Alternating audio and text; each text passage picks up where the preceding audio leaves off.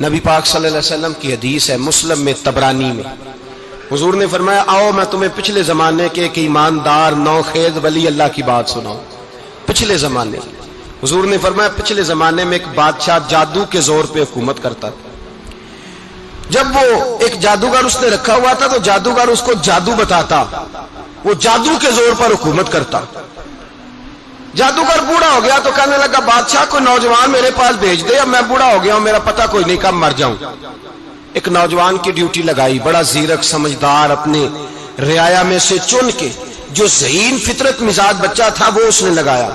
اللہ کے محبوب علیہ الصلوۃ والسلام فرماتے ہیں بچہ جادو سیکھنے لگا، وقت گزرنے لگا۔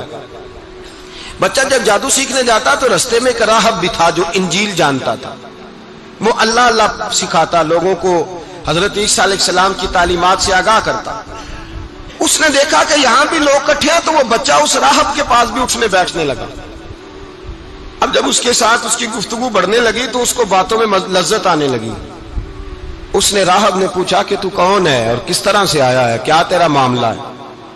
اس نے کہا جی میں جادو سیکھنے جاتا ہوں، آپ کی باتیں مجھے بڑی اچھی لگتی ہیں۔ اس نے کہا دین سیکھ، جادو سیکھنے والے کافر ہو جاتے ہیں، قرآن و حدیث سیکھنے والوں کو اللہ کامل ایمان عطا فرماتا ہے۔ فرمایا یہ سیکھ۔ بچہ بیٹھنے لگا، اس کے پاس آنے لگا، باتیں دل میں گھر کرنے لگی۔ ایک وقت آیا کہ مسلمان ہو گیا، اور مسلمان کیسے ہوا؟ بچہ کہتا ہے میں تجربہ کر کے ہوا۔ اب میں تھوڑا سا وقت جادوگر کے پاس بھی جاتا اور باقی سارا وقت وہاں بیٹھتا۔ میں ایک دن جا رہا تھا تو رستے میں اژدہا تھا، بہت بڑا سانپ تھا، رستہ روک کے کھڑا تھا۔ یہ حضور نے بیان کی حدیث۔ نبی پاک صلی اللہ علیہ وسلم فرماتے ہیں بچہ کہتا ہے کہ رستے کے اندر سانپ ہے، رستے بند ہے، لوگ چھتوں درختوں پہ چڑھے ہیں، ہراش ہے۔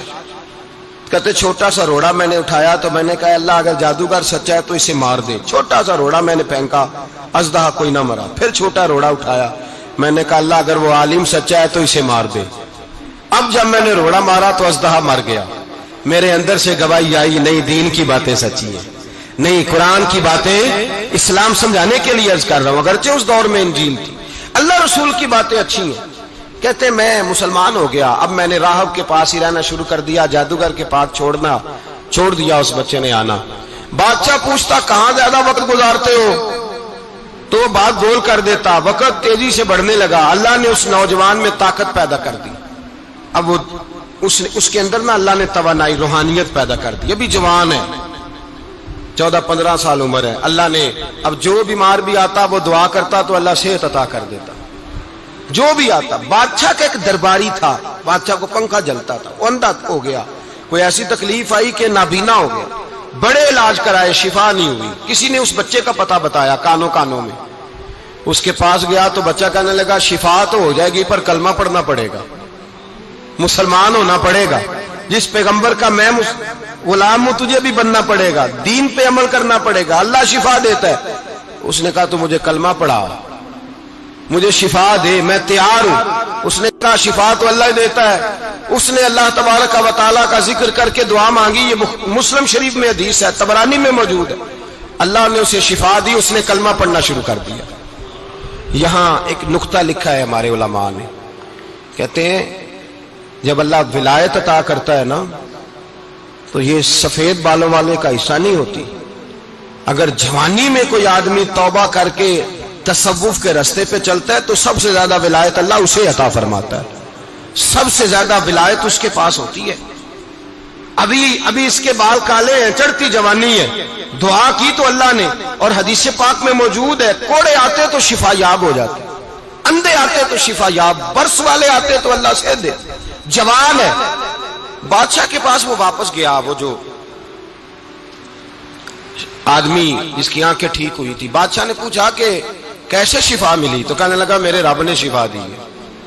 بادشاہ سجدے کراتا تھا، اپنے آپ کو منواتا تھا معاذ اللہ، کہنے لگا میرے علاوہ کون رب ہے؟ اس نے کہا وہی رب ہے جس نے تجھے پیدا کیا ہے، اور وہی رب ہے جس نے مجھے اندھے کو آنکھیں دی ہیں، وہی ہے میرا مالک۔ کہا اچھا تو مجھے نہیں مانتا؟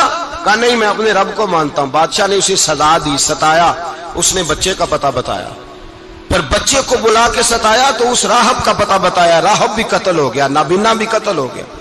بادشاہ نے کہا سپاہیوں سے اس بچے کو لے جاؤ اور پہاڑ کی چوٹی پہ جا کے نیچے پھینکو تاکہ مر جائے. بچہ پہاڑ کی چوٹی پہ گیا تو ہاتھ اٹھا کے کہنے لگا یا اللہ میرے لیے نہیں اپنے لیے، میرے لیے نہیں اپنے لیے انہیں اپنی قدرت کے جلوے دکھا. میرے لیے نہیں، اللہ کے بندے اپنی جان بچانے کی دعائیں نہیں مانگتے، اپنے لیے انہیں اپنی قدرت کے جلوے دکھا. یہ دعا مانگی، جتنے لوگ ساتھ آئے تھے وہ سارے زمین پہ گرے اور سب مر گئے، پہاڑ سے گر کے مر گئے. بچہ واپس سیدھا بادشاہ کے پاس کہنے لگا لو بھائی میرے رب نے مجھے بچا لیا ہے. جوان کا ایمان دیکھو، میرے رب نے مجھے، بولو میرے اللہ نے مجھے ایمان کی گواہی دے رہا ہے، میں بچ گیا ہوں، تو جھوٹا ہے، میرا رب سچا ہے. اس نے کہا لے جاؤ اس کو دریا میں، کشتی میں بٹھاؤ، بیچ دریا کے جا کے دھکا دے دو. بیٹھے کشتی میں، دریا کے بیچ گئے، اور جب جا کے وہاں اس کو دھکا دینے لگے تو اس نے کہا اللہ میرے لیے نہیں اپنے لیے انہیں اپنی قدرت کے جلوے دکھا. بس ایک طوفان سا آیا، جتنے سپاہی ساتھ آئے تھے ڈوب کے مر گئے. وہ بچہ اٹھا اور سیدھا پھر بادشاہ کے پاس، اسی کے پاس کہنے لگا لو بھائی میرے رب نے مجھے بچا لیا ہے، تیرے پاس آیا ہوں. وہ کہنے لگا تو کیا مصیبت میرے گلے پڑ گئی ہے، کیسے جان چھوٹے گی؟ تو بچہ کہنے لگا اگر تو مجھے باندھے درخت کے ساتھ اور سارے ملک کو بلائے، لوگوں کو اکٹھا کرے، پھر تو مجھے تیر مارنا، میں تجھے بتاؤں گا کیسے مارنا ہے، میں مر جاؤں گا. اللہ کا بندہ نوجوان ایمان دیکھو، مرنے کے طریقے بتا رہا ہے، میں تجھے بتاؤں گا میں کیسے مروں گا. یہ بات کہی، بادشاہ نے سارا مجمع جمع کیا، ملک سارا باہر آ گیا، درخت کے ساتھ باندھ دیا. کہنے لگا بھائی لوگوں یہ مجھے مارنا چاہتا تھا، مار نہیں سکا، اب میں اسے بتانے لگا ہوں کہ میں کیسے مروں گا. اسے کہو جب تیر مارے تو ساتھ میرے رب کا نام بھی لے، میں اپنے رب کے نام پہ جان دوں گا، ایمان کی پختگی میں اللہ کے نام پر جان دوں گا. اسے کہو رب کے نام پہ مارے، مر جاؤں گا. بادشاہ نے اللہ کہہ کے تیر مارا، پیشانی میں لگا، بچے کی روح پرواز کر گئی. جتنا مجمع کھڑا تھا سارا کلمہ پڑھ کے مسلمان ہو گئے، سارے مسلمان ہو گئے سارے. میرے رسول پاک سید عالم صلی اللہ علیہ وسلم نے نوجوانوں کو بتایا جب تمہارے اندر ایمان کی قوت آئے گی تو اللہ تمہاری مدد کرے. فرمایا وہ نوخیز ولی تھا، ابھی جوان رانا تھا، ابھی اس کی پیشانی پر جوانی کے آثار تھے، لیکن اس نے اللہ کو راضی کیا، رب کریم کو راضی. ولایت کا مطلب بڑھاپا نہیں، ولایت کا مطلب وہ نہیں کہ جب بڑا لمبا وقت گزر جائے تو پھر آدمی آئے کہ نہیں اب کیا کرنا ہے، اب مسجد ہی ہے، اب تو اس کے علاوہ گزارا ہی کوئی نہیں.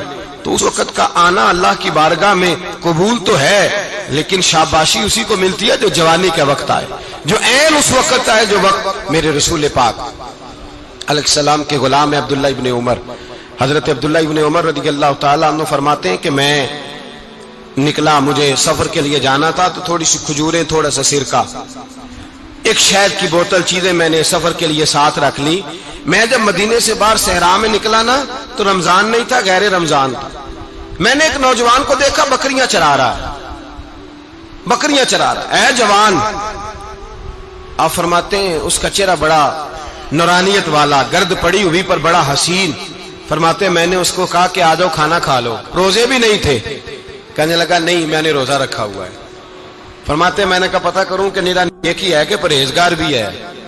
نیک وہ ہوتا ہے جو نماز پڑھے روزہ رکھے، پرہیزگار وہ ہوتا ہے جو گناہ سے بچے، وہ پرہیزگار ہوتا ہے. کہا پتہ کروں پرہیزگار بھی ہے کہ نہیں. کہتے میں قریب گیا تو میں نے جا کے اس کو کہا بھائی تیری بکریاں بڑی پیاری ہیں، میرا دل کرتا ہے ایک بکری مجھے دے دو.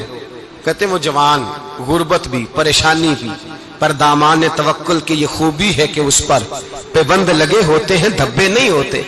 غربت ہے. کہا جناب ایک بکری دے دو. آنے لگا جناب بکریاں میری نہیں، بکریوں کا مالک کوئی اور ہے. کہتے میں نے آزمانے کے لیے کہا کہ بکریوں کے مالک کو کہنا ایک بکری بھیڑیا لے گیا ہے، کہہ دینا بھیڑیا لے گیا ہے. تو کہتے اس نے میری طرف دیکھا، گرد سے اس کے بال لٹے ہوئے، آنکھوں میں روشنی، چہرے پہ اطمینان، لب و لہجے میں ایمان کی طاقت. نوجوان کہنے لگا حضور بکریوں کے مالک کو تو کہہ دوں گا بھیڑیا لے گیا ہے، جب عرش کا مالک پوچھے گا تو کیا جواب دوں گا، اللہ کو کیا جواب دوں گا. کہتے ہیں میں کانپنے لگا، اس کی بات سن کے واپس آیا، جو کام نکلا تھا وہ چھوڑا، واپس لوٹ آیا. میں نے پتہ کیا کس کا غلام ہے، پتہ چلا فلاں آدمی کا ہے. کہتے میں نے پہلے غلام خریدا، پھر پتہ کیا تیرے پاس بکریاں کتنی ہیں، اس نے کہا 400. کہتے میں نے مالک سے ساری بکریاں خریدی، پھر غلام کو بلایا، پھر وہ بکریاں تحفے میں دی، تحفے میں۔ کہنے لگا حضور یہ سارا کچھ مجھے کیسے ملا؟ میں نے کہا تیرا ایمان بڑا پختہ تھا تو میرے رب نے تجھے انعام عطا فرمایا۔